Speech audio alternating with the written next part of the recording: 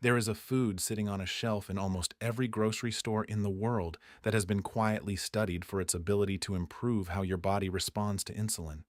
And most people who could benefit from it the most have been told for years to stay far away from it. I ask a version of the same question almost every week. Can I ever eat chocolate again? And the honest answer is never a flat no.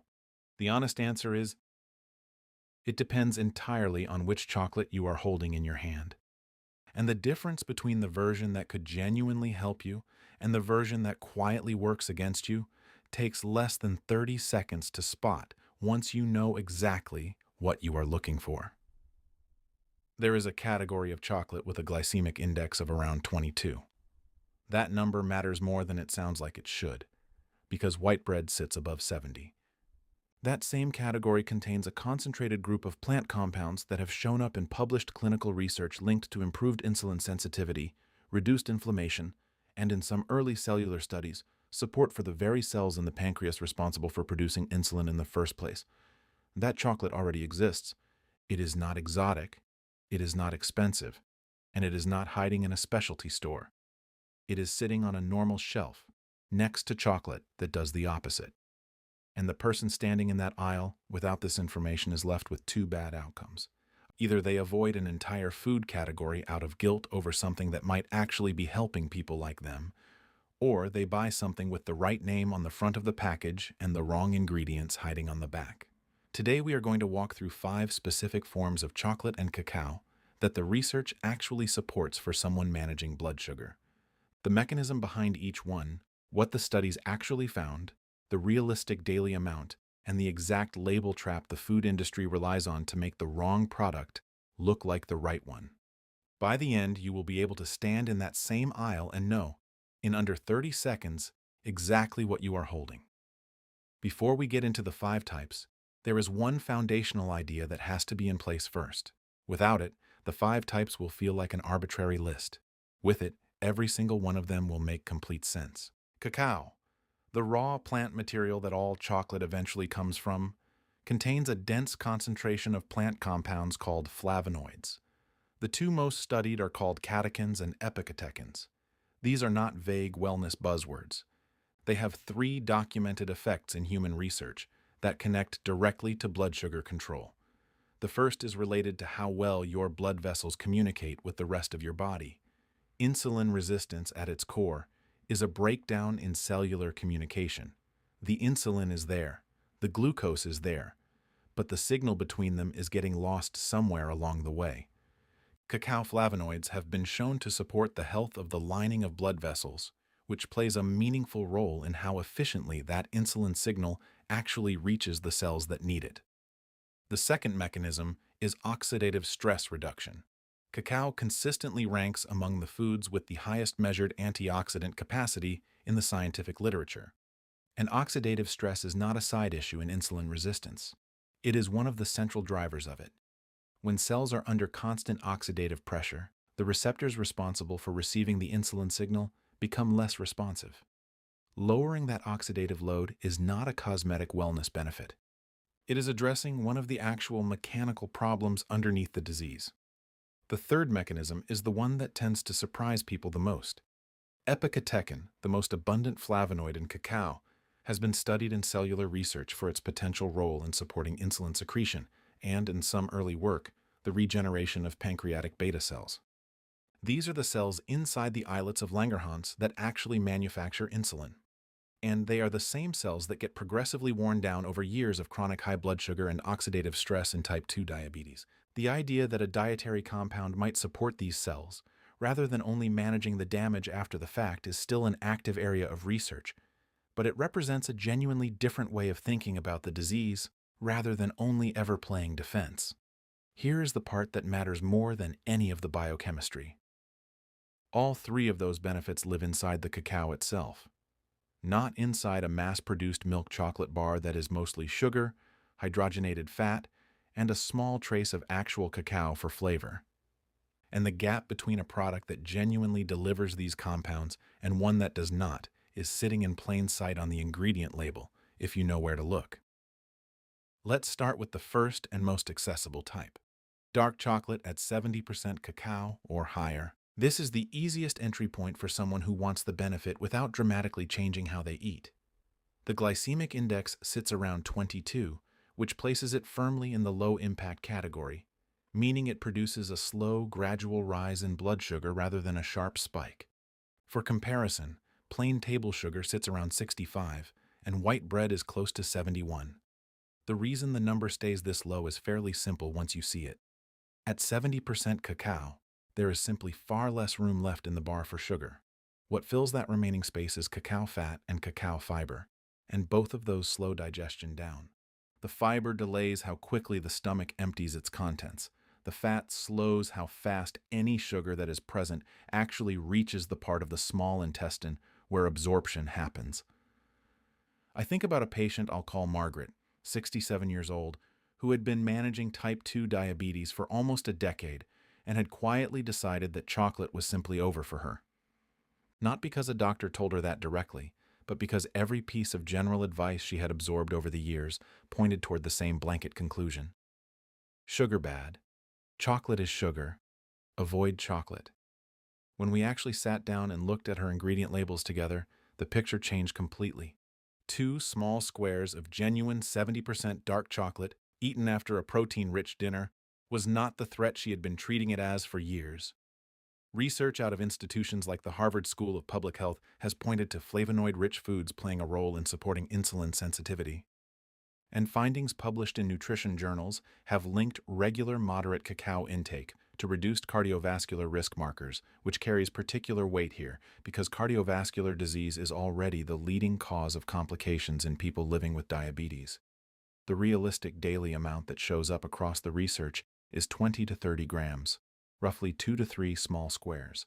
That is the range where benefit has actually been observed without a meaningful glycemic cost.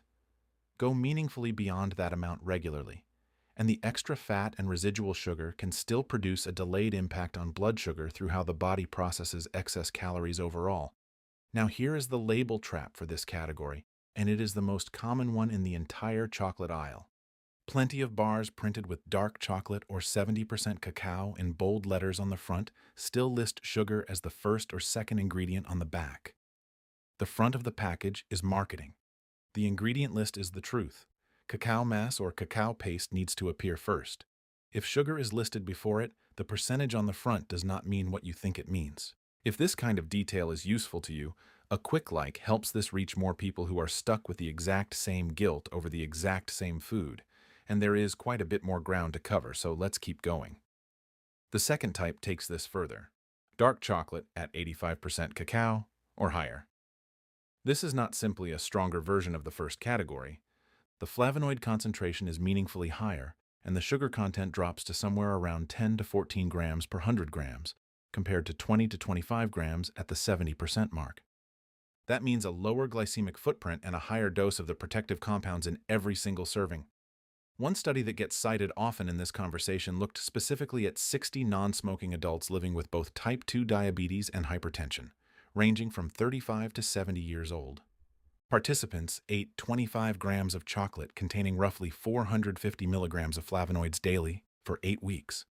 The group eating the dark chocolate showed improvements in their lipid profile and a measurable reduction in inflammatory markers compared to a control group eating white chocolate instead. Specifically markers like CRP, interleukin-6, and TNF-alpha, which are some of the primary drivers of the low-grade chronic inflammation that feeds insulin resistance over time. Separately, 2 Swedish population studies found that increasing dark chocolate intake by at least 50 grams a week was associated with as much as a 27% reduction in risk of certain types of stroke. For someone with type 2 diabetes, who already carries elevated cerebrovascular risk simply as a consequence of the underlying metabolic condition, that additional layer of protection is not a minor footnote. It sits directly inside their highest stakes risk category. The practical daily amount here is 20 to 25 grams. And there is a nice side benefit to the more intense flavor of 85% chocolate. It tends to naturally support portion control because the sensory satisfaction arrives faster, with less volume needed to feel genuinely satisfied. Have you ever noticed that the more intense, less sweet version of a food actually keeps you from overeating it compared to a milder version that almost invites you to keep going? That pattern shows up again and again with cacao specifically. The third type pushes furthest in the same direction: 100% cacao chocolate and cacao nibs. This is the absolute ceiling of zero added sugar within solid chocolate. There is no added sugar, no added milk solids, and no added fat beyond what naturally exists inside the cacao bean itself. It is intensely bitter, and most people need several days of repeated small exposures before their palate actually adjusts to it. From a blood sugar standpoint, though, it is the safest possible solid chocolate option that exists. Virtually no available carbohydrate, just cacao fat, cacao fiber, and the highest possible flavonoid concentration in a solid form. Cacao nibs are simply fragments of the roasted cacao bean before it goes through any further processing. They are crunchy, sharply bitter, and actually carry even higher fiber and flavonoid content than processed chocolate bars, because they have skipped the refining steps that quietly strip away some of those compounds along the way. In practice, both of these work far better as ingredients than as something eaten on their own. A teaspoon of nibs stirred into plain yogurt. A small square of 100% chocolate melted and blended into natural almond butter as a simple dessert. These applications deliver close to the full flavonoid benefit with a glycemic impact that approaches zero. I think of a patient named Daniel, a retired engineer in his early 70s, who genuinely loved the ritual of something sweet after dinner more than he loved any specific flavor. Once he discovered that a half teaspoon of cacao nibs scattered over plain yogurt with a few berries gave him that same end-of-day ritual, the craving for an actual dessert most nights simply faded on its own. Not through willpower, but because the underlying need was already being met in a different form. The fourth type shifts away from cacao percentage entirely, towards sugar-free chocolate sweetened with erythritol or stevia.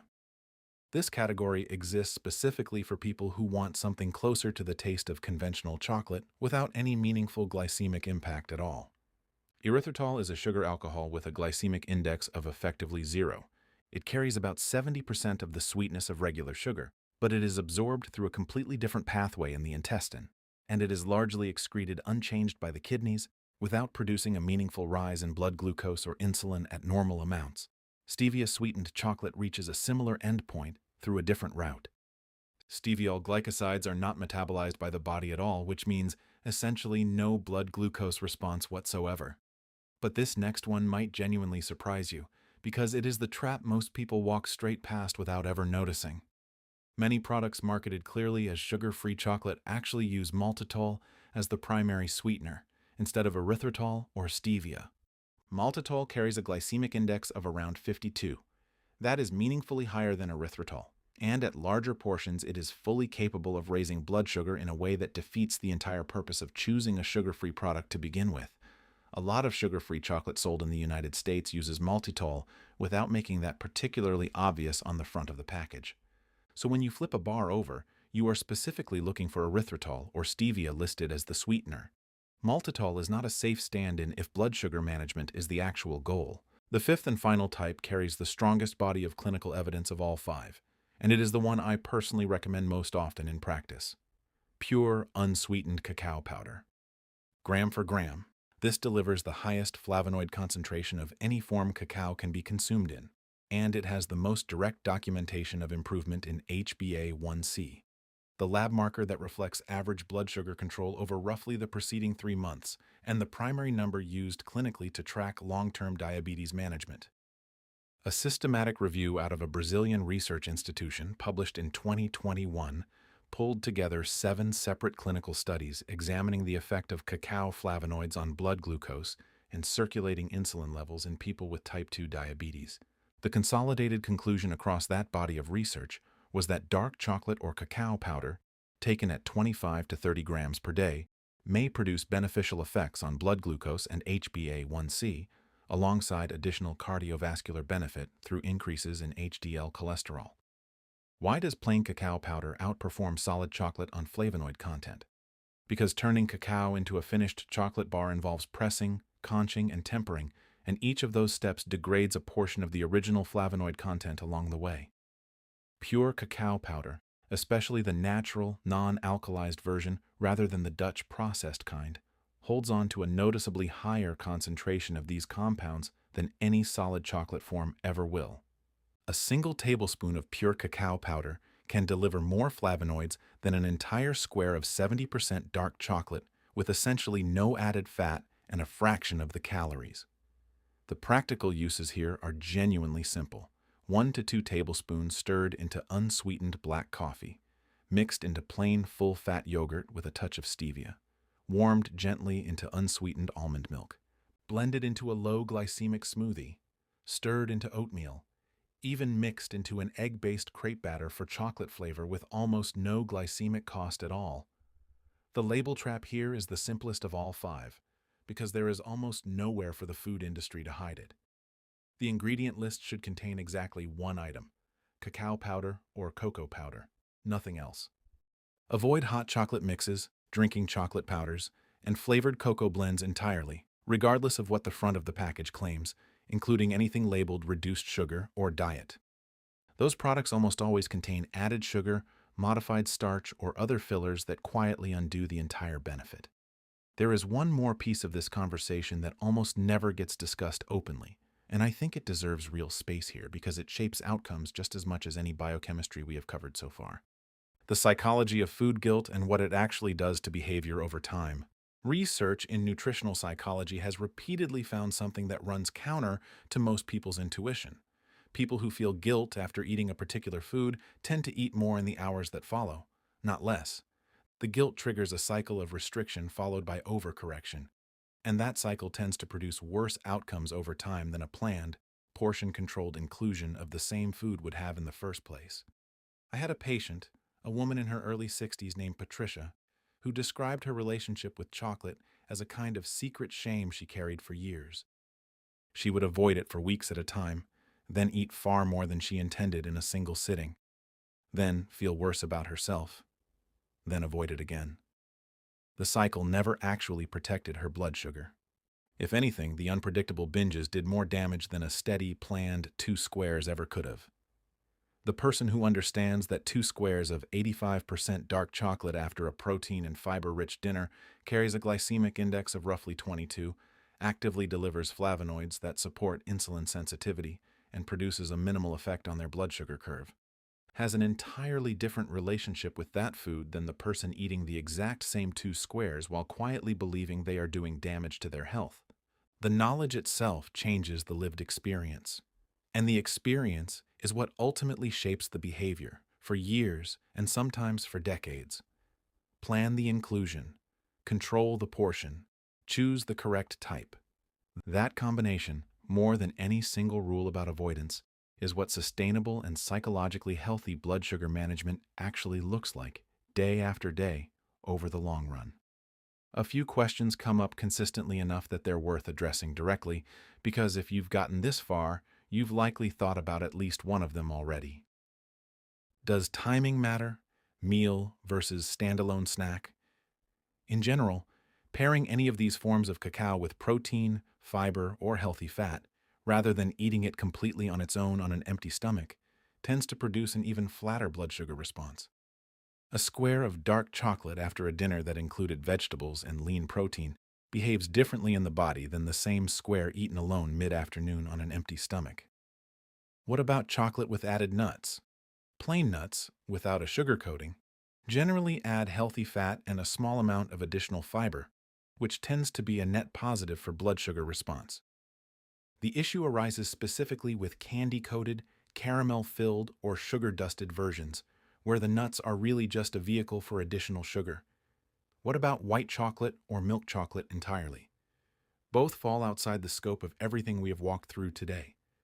White chocolate contains no actual cacao solids at all, only cocoa butter, sugar, and milk, which means none of the flavonoid benefit exists in it whatsoever. Milk chocolate sits somewhere in between, with a meaningfully lower cacao content and a meaningfully higher sugar load than even the 70% category we started with. Here is the full picture, brought together in one place. 70% dark chocolate carries a glycemic index of roughly 22 and works as the easiest entry point that balances accessible flavor with genuine glycemic protection at 20 to 30 grams daily, with cacao listed as the very first ingredient. 85% dark chocolate carries a higher flavonoid concentration and lower sugar content, with clinical evidence pointing toward reduced inflammatory markers including CRP, interleukin 6, and TNF-alpha at 20 to 25 grams daily. 100% cacao and cacao nibs deliver zero added sugar and the highest flavonoid concentration available in solid form, used best as a small ingredient added into other foods, with glycemic impact approaching zero.